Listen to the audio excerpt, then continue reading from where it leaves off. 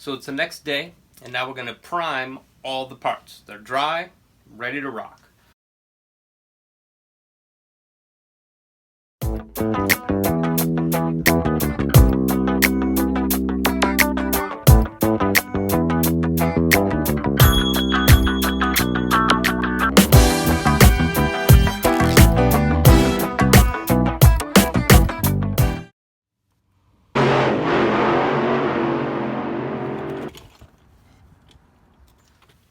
I like to use these to hold the sprues while I paint. I got these sticks at Jo-Ann Fabrics, and these are just regular plain old alligator clips. I'll clip the alligator clip somewhere to the sprue so I can hold it out in front of me to be able to spray. Now I have cut down the sprues to make them a little bit smaller, a little bit more manageable. Some parts where I took completely off the sprue, I'll save some old plastic parts from the sprues themselves, and I'll glue it onto a spot that is not going to be seen to create my holding stick to paint. This is where having that old school tester's glue comes in handy. It's thick, it's heavy, and it bonds pretty quickly.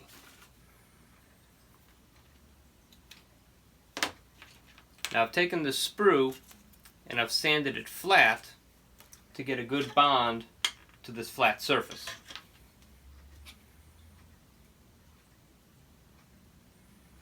We don't really need to be that careful with how thick or how unpretty our glue job is going to be. In this instance, kind of like when I was in the military learning soldering and welding, we had a little joke: the bigger the glob, the better the job. Now remember, we do have to take this piece off, so we don't want to get too crazy with it. I'll just put a little bit on here, put it on a good spot for us to hold while we're painting. We'll paint these parts last, and we'll get all the other pieces primed up on the sprue while these two parts, while the glue cures up. So let's roll a little montage. Time to paint.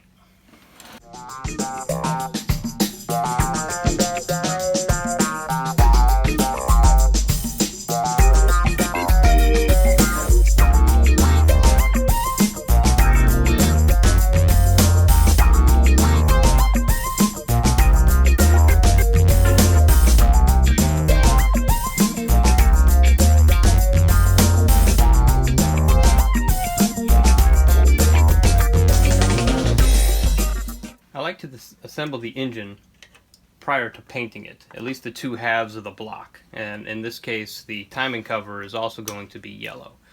But what we have to do is, where you cut the parts off of the sprue, it can leave little pieces of plastic, so we need to sand those off so we can have a much cleaner looking final product. A lot of people ask me the difference in building a model as a kid versus an adult, and I would definitely have to say that would be patience. I'm in no hurry to finish this model. When it gets done, it gets done. And it's all about just having the fun and enjoying yourself. I do this as an outlet to deal with anxiety, and it definitely helps to keep the mind busy, keep the mind occupied, and you get a really cool product at the end. And thank you for enjoying and sharing this journey with me.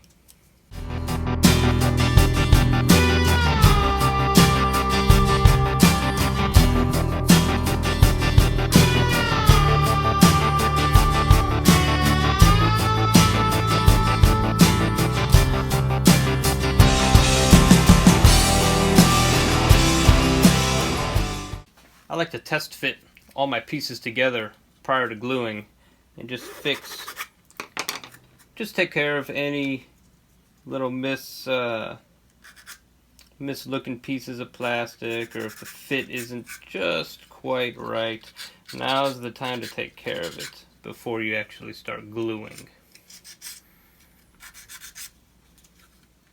And Revell pieces, like I said, Revell is far superior to AMT in my opinion, and Revell, I probably don't even need to actually glue these two engine blocks together. It fits so tight together between the pins and the holes, but we're going to glue it anyway. And one thing I love about the Tamiya glue is you can do some capillary. So all you do is have your brush wet and just run it right along the seam. And it will soak in and glue your pieces together.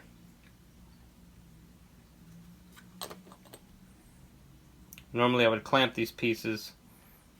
They do not need to be clamped.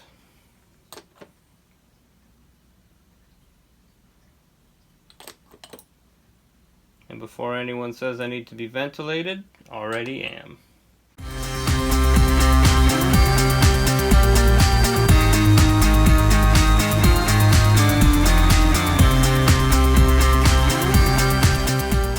Okay, now that the engine block is curing, I'm going to let these two other pieces sit overnight to dry so that when handling them they do not crack off while I prime the interior as well as the chassis.